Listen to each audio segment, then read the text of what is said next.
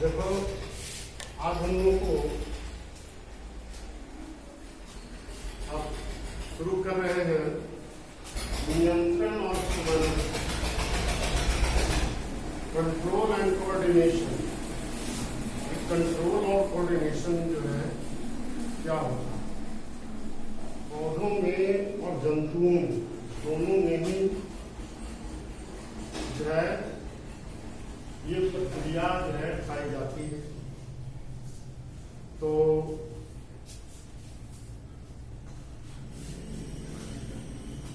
दोनों जीवों के केस में ये प्रक्रिया होती है, नियंत्रण और समन्वय होता है। जीवों के शरीर में विभिन्न प्रकार की क्रियाएं होती रहती हैं पौधों अथवा जंतुओं में।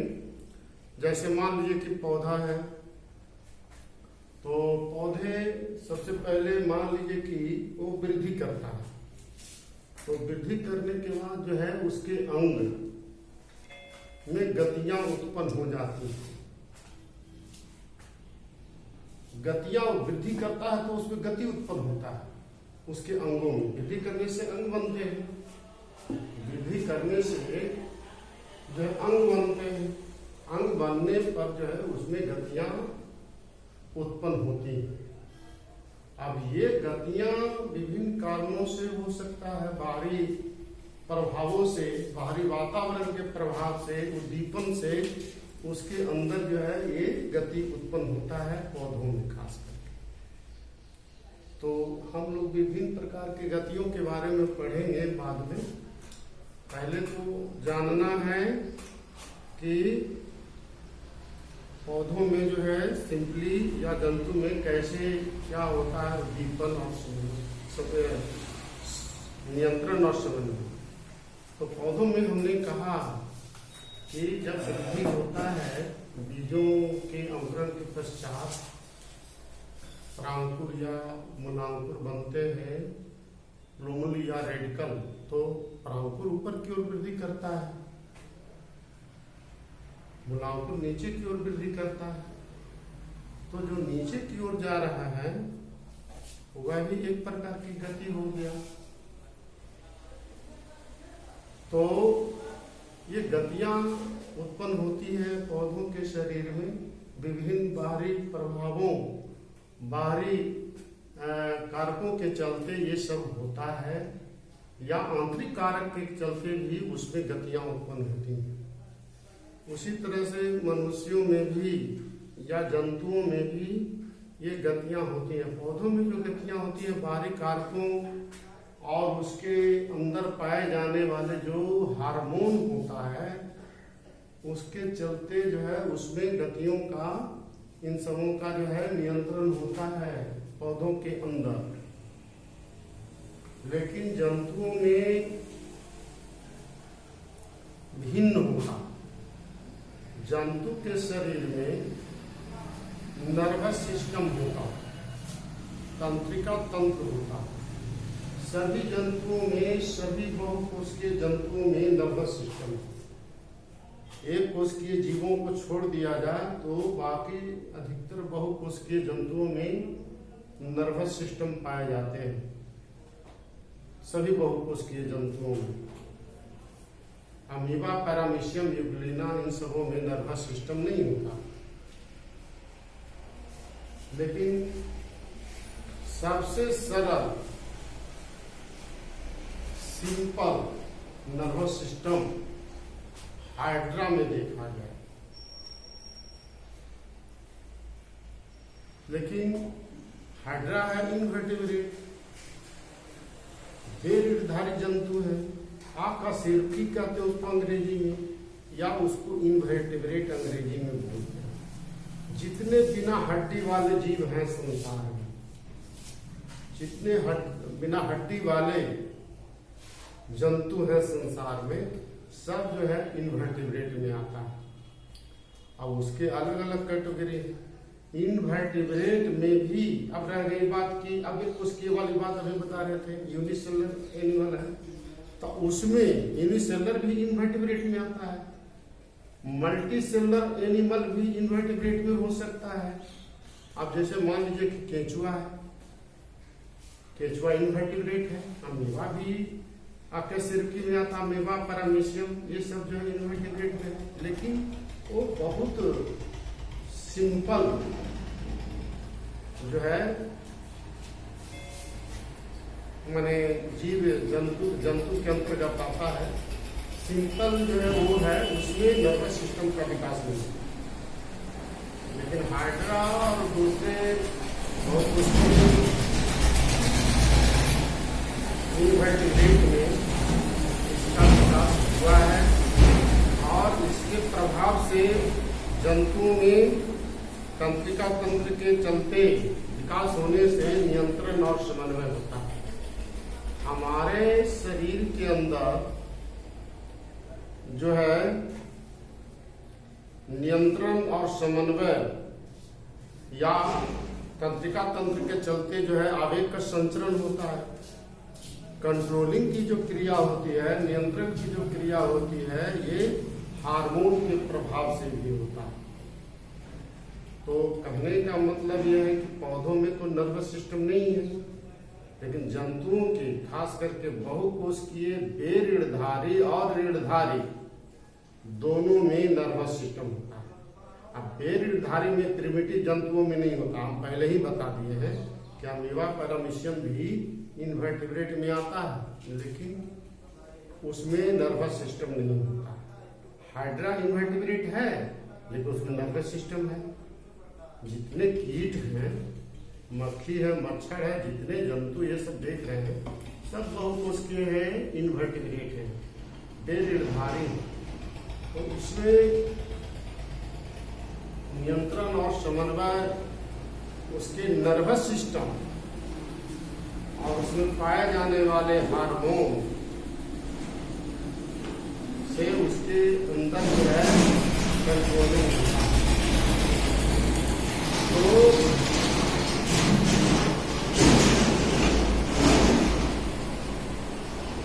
इसमें नियंत्रण और समन्वय की बात हम कह रहे थे कि हार्मोन के द्वारा और उसके तंत्रिका तंत्र के द्वारा होता है। अब जो है हम लोगों को सबसे पहले तो जानना है कि जंतुओं में जो तंत्रिका तंत्र है इसके बारे में जानना। जंतुओं में तंत्रिका तंत्र का निर्माण कैसे हुआ, कुछ पौधों के बारे में भी पढ़ेंगे हम लोग। जंतुओं में नर्वस सिस्टम जो होता है पूरे शरीर में फैला हुआ है।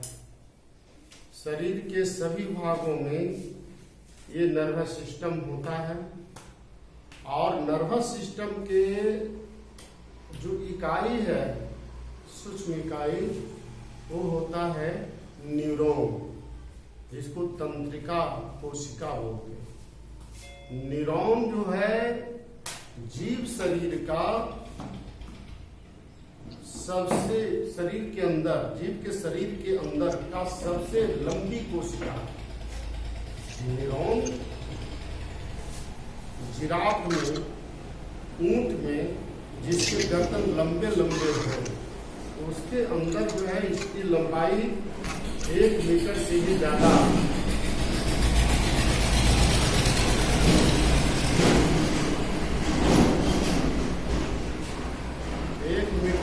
अधिक लंबाई के भी होते हैं न्यूरॉन का जो है। तो न्यूरॉन जो होता है वो सबसे लंबी कोशिका है जीव के, जंतुओं के शरीर का। हम पहले भी बता चुके हैं कि सबसे बड़ी कोशिका जंतुओं के शरीर में शुतुरमुर्ग का अंडा, जिसका हम लंबाई चौड़ाई भी बताए थे, 170 mm लंबा, 135 mm चौड़ा। उसी तरह से सबसे छोटी कोशिका माइकोप्लाज्मा। हम ये सब चीज के बारे में बताए हैं, सबका साइज अलग अलग होता है। तो हम ये कह रहे थे कि जंतुओं के शरीर में जो सबसे लंबी जो कोशिका है वह न्यूरॉन है, और यही न्यूरॉन के मिलने से जो है हमारे शरीर का जो है ये तंत्र एक बनाता है, जिसको हम कहते हैं nervous system. Animal nervous system, जंतु तंत्रिका तंत्र। तो पूरे शरीर में इसका जाल बिछा हुआ है, तंत्रिका तंत्र का पूरे शरीर में जाल बिछा हुआ है, लेकिन उसमें सूक्ष्म जो इकाइयां हैं वो इस प्रकार का है। सूक्ष्म इकाइयां जो इस प्रकार के हैं, ये सभी जो है पूरे शरीर में फैला, एक दूसरे से सटा होता है इस तरह का न्यूरॉन। ये न्यूरॉन की संरचना क्लियर जो डायग्राम बनाए हैं, इसको भी सभी को बनाना है। ये न्यूरॉन, तो न्यूरॉन जो कोशिका है, या इसको नर्व सेल भी कह सकते हैं। न्यूरॉन स्ट्रक्चर ऑफ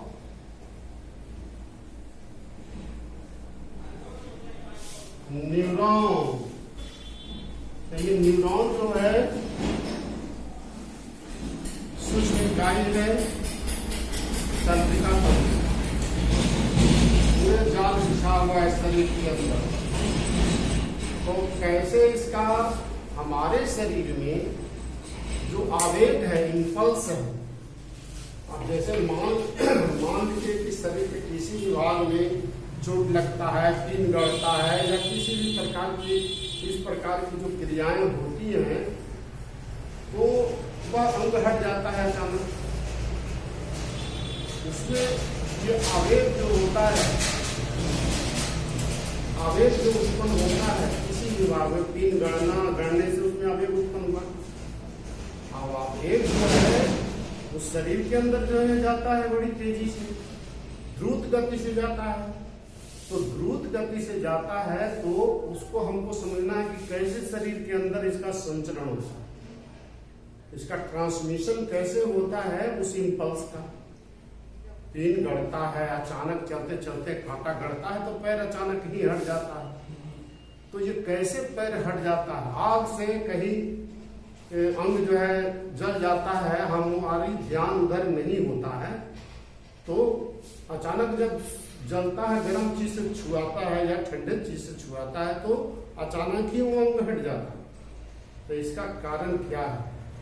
इन सब चीजों के बारे में हम पढ़ेंगे, लेकिन उसके पहले आपको जानना है कि हमारे शरीर के अंदर जो है ये नर्वस सिस्टम बनता है, तो उसका निर्माण जो है न्यूरॉन से होता है। तो ये न्यूरॉन की संरचना क्या है, तो ये इस न्यूरॉन का जो है चित्र बना लेना है।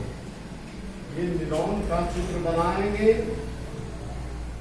सबसे पहले इसको बनाना जरूरी है, नहीं बनाएंगे तो सब भूल जाएंगे। जैसे हम बनाए उसी तरह से बनाना है। तो ये न्यूरॉन की संरचना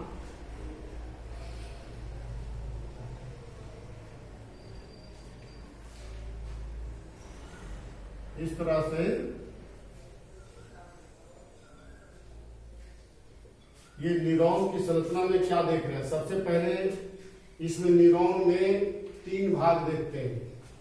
पहला भाग है, पहला भाग को देखिए डेंड्रोन कह सकते हैं या तो डेंड्राइट ले सकते हैं। डेंड्रोन, क्या डेंड्रोन देखिए, डेंड्रोन है, डेंड्रोन। दूसरा भाग है, इसको डेंड्रोन हिंदी में भी लिख सकते हैं, डेंड्रोन। दूसरा है साइटोन, जिसको सेल बॉडी भी कहते हैं, साइटोन। और तीसरा है एक्सॉन, जो यहां लंबा भाग है, इसको बोलेंगे एक्सॉन, इसको बोलेंगे एक्सॉन। एक्सॉन जो है लंबा भाग, यानी 3 भाग होता है न्यूरॉन के पार्ट में। न्यूरॉन के अंदर 3 जो है भाग होते हैं। ये न्यूरॉन में हमने कहा कि ये 3 भाग जो है कौन कौन है। सबसे पहले इसकी संरचना के बारे में अध्ययन करना है, जो बहुत इंपॉर्टेंट है परीक्षा के दृष्टिकोण से। परीक्षा में भी चित्र बनाने के लिए भी देता है। नामांकित चित्र बनाना, सुंदर चित्र बनाना, जैसे हम बना रहे हैं, कोशिश करना है कि बढ़िया चित्र बने। तो इसमें ये है न्यूक्लियस, ये न्यूक्लियस। हाँ, तो इसको देखिए, इसमें 3 भाग है। एक है डेंड्रॉन, ये जो संकरा भाग है, अनेक जो है ब्रांचिंग वाले जो भीतर जो साइटोन का जो संकरा भाग हुआ है, उसी भाग को हम डेंड्रॉन कहते हैं। याद रखना, ये संकरा भाग, ये संकरा भाग, ये संकरा, जहां जहां संकरा भाग है, साइटोन का बाहरी भाग जो संकरा बना रहा है झिल्ली से मिलकर के, उसको हम कहेंगे डेंड्रॉन। तो ये डेंड्रॉन हो गया। उसी तरह से ये भी डेंड्रॉन है। तो ये डेंड्रॉन जो है, ये छोटा संकरा भाग है, सूक्ष्म भाग है, जो साइटोन के किनारे स्थित होता है, सूक्ष्म भाग है, संकरा भाग। ये डेंड्रॉन है। यही डेंड्रॉन बाहर की ओर ब्रांचिंग जैसी रचना बनाता है, झाड़ीदार रचना बनाता है बाहर की ओर निकल करके।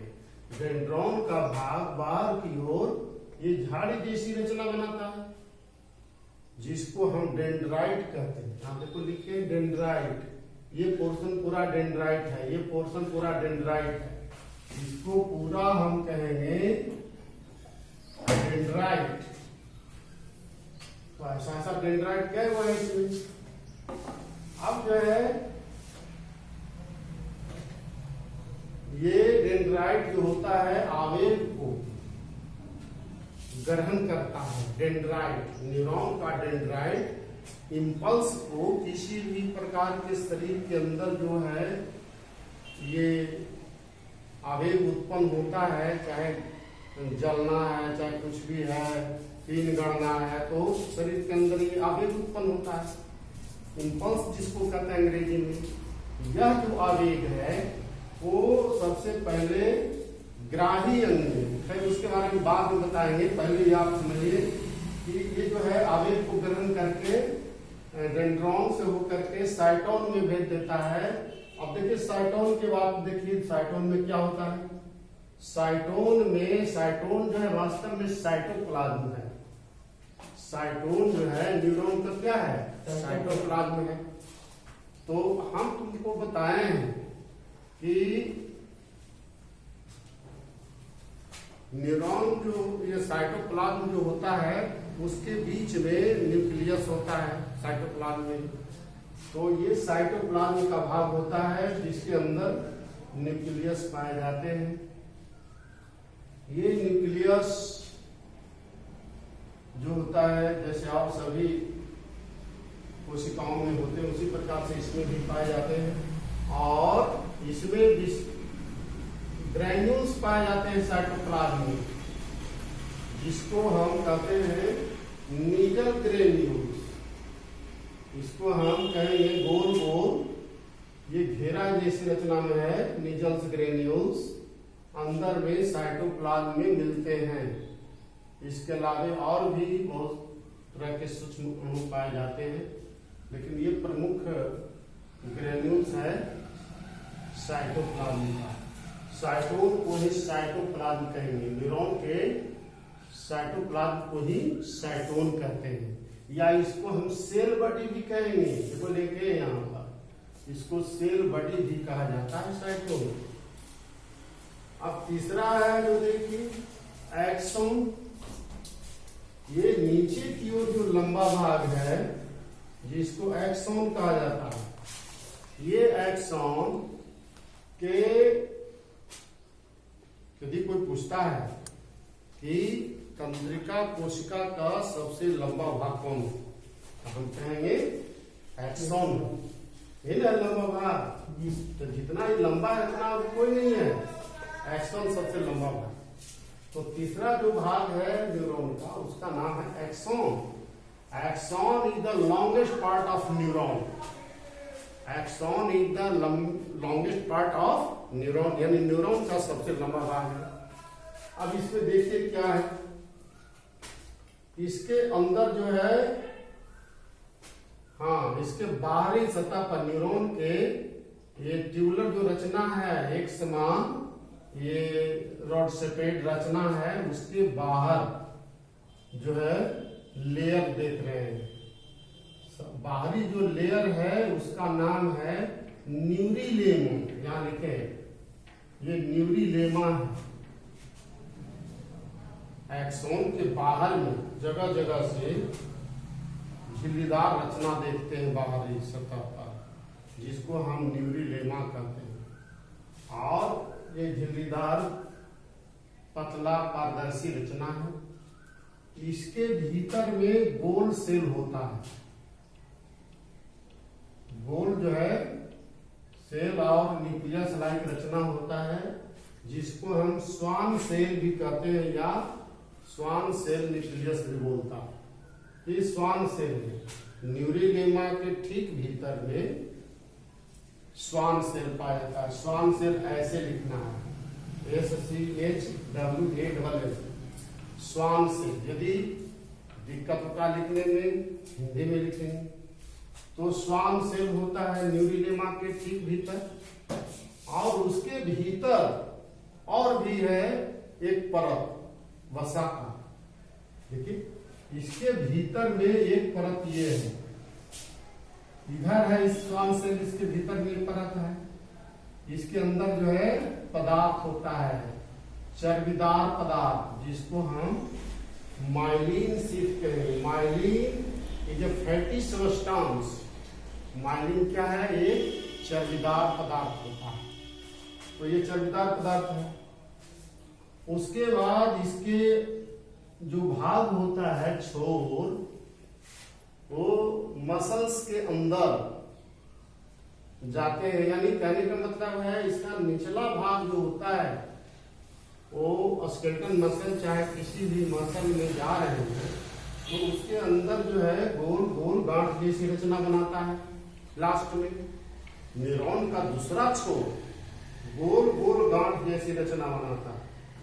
इस गोल गोल गांठ जैसी रचना को, गांठ को नॉब भी बोला जाता है, लेकिन के साइलेंट होता है। नॉब ऐसे ही लिखेंगे, बटन लाइक स्ट्रक्चर होता है। इसको हम कहते हैं साइनेप्टिक नॉब। बटन लाइक रचना को हम साइनेप्टिक नॉब कहते हैं। तो ये जो होता है न्यूरॉन है। अब इससे दूसरा न्यूरॉन जुड़ा रहा है शरीर में। दूसरा न्यूरॉन होगा, उसका यहाँ डेंड्राइट होगा। जहां पर जो है साइनेप्टिक नॉब है, उसी बिंदु पर उसके पास दूसरा जो है न्यूरॉन का यहां पर जो है ऐसे शुरू हो जाएगा। ऐसे देखिए,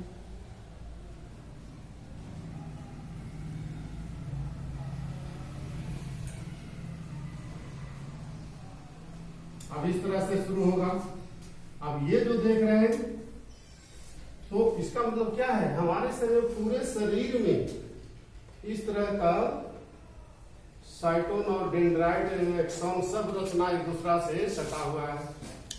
तो इस बिंदु पर जहां पर जो है साइनेप्टिक नॉब और ये जो है दूसरे न्यूरॉन के डेंड्राइट जहां मिल रहे हैं, इस बिंदु को हम साइनेप्स कहेंगे।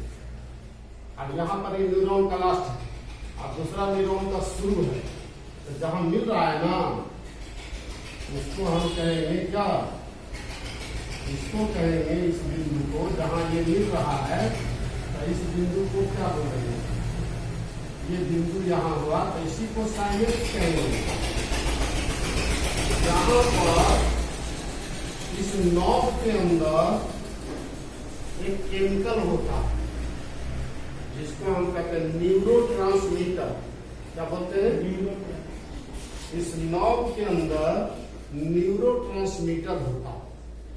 ये न्यूरोट्रांसमीटर इंपल्स को एक न्यूरॉन से दूसरे न्यूरॉन में भेजने का काम करता है। तो सबसे पहले तो इसको जो है आप जल्द से जल्द इस चित्र को बना लीजिए 2 मिनट के अंदर में, नहीं तो फिर जो है आप लोग समझेंगे ही नहीं। चित्र जैसे बनाए इसी तरह से बनाना है चित्र को।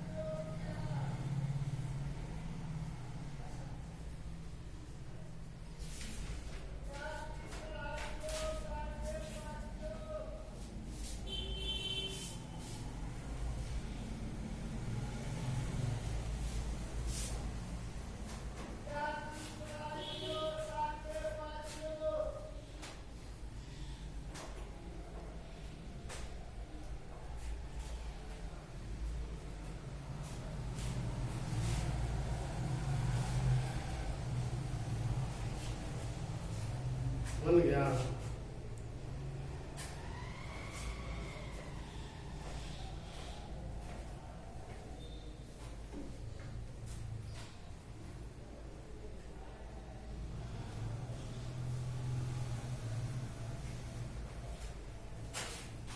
सिंपली 3 प्रमुख जो है न्यूरॉन हमारे शरीर में मुख्य रूप से होता है। एक का नाम है संवेदी न्यूरॉन, जिसको अंग्रेजी में सेंसरी न्यूरॉन कहेंगे। दूसरा है अंतरा न्यूरॉन या अंतर न्यूरॉन, अंग्रेजी में इंटर न्यूरॉन कहेंगे।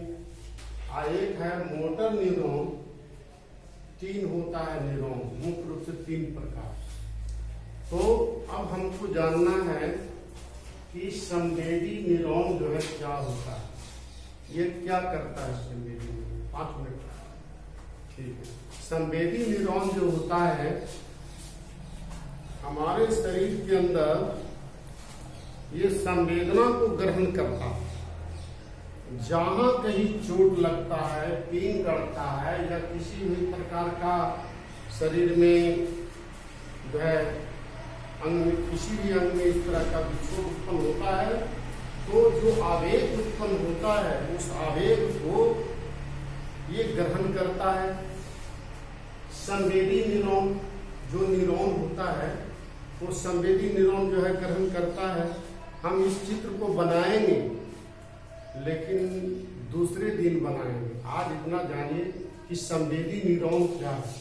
संवेदी न्यूरॉन वह होता है जो शरीर के अंदर किसी भी प्रकार का जो आवेग उत्पन्न होता है तो उस आवेग को ग्रहण करता है। जैसे मान लीजिए पीन गड़ा, अब पीन गड़ता है तो दर्द होता है, तो दर्द होना, दर्द का अनुभव हम करते हैं किससे?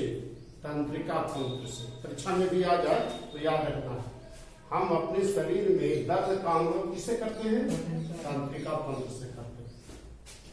तंत्रिका तंत्र को निकाल दिया जाए, तुम्हारा गला भी काट देगा तब पर भी दर्द नहीं होता। समझ गए कि नहीं? कोई सुई देता है तो दर्द करता है कि नहीं? सर्दी मारते डंडा से चोट लगता है कि नहीं? दर्द करता है। क्यों? तंत्रिका तंत्र में उसमें डैमेज होता है। तंत्रिका तंत्र जो है वो नष्ट होता है, उसमें प्रॉब्लम उत्पन्न हो जाता है, इसीलिए दर्द होता है। तो दर्द का अनुभव हम किससे करते हैं? तंत्रिका तंत्र से।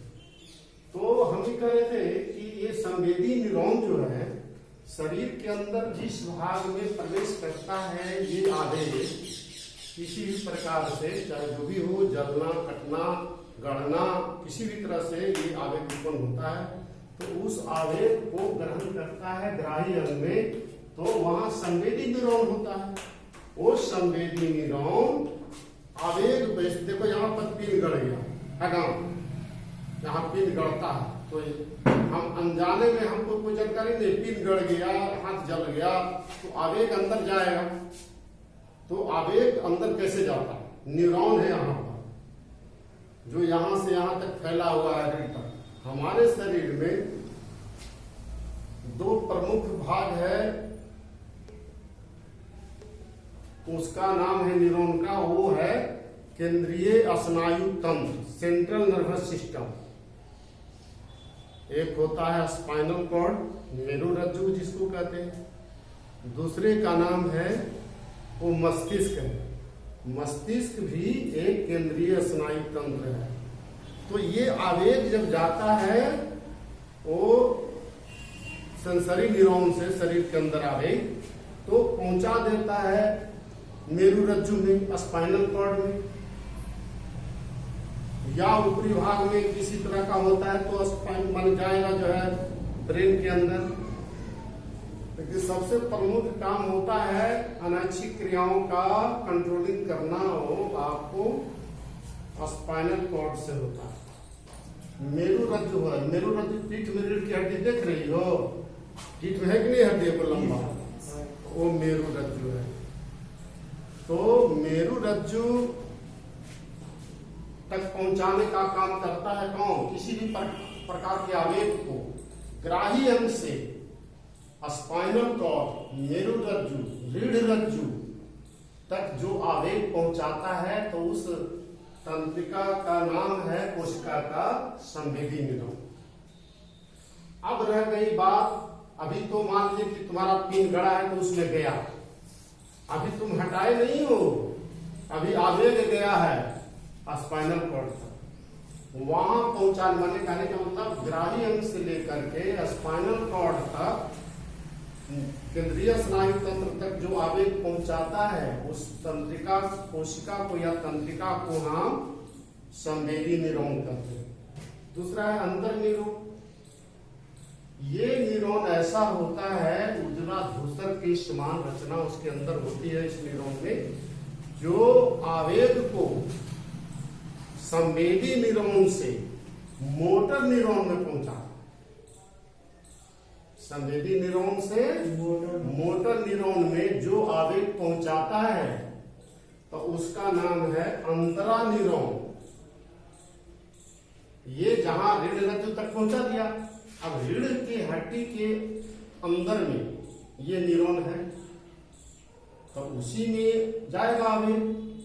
तो उस आवेग को जो है पहुंचाता है, ये यहां से यहां गया, ठीक है, ये यहां से यहां गया और यहां से फिर इसको पहुंचाएगा। इसका मतलब ये पहुंचाने का काम कहां कर रहा है कि संवेदी न्यूरॉन के भाग से मोटर न्यूरॉन के भाग तक जो है ये पहुंचाने का काम करता है अंतरा न्यूरॉन, इंटर न्यूरॉन।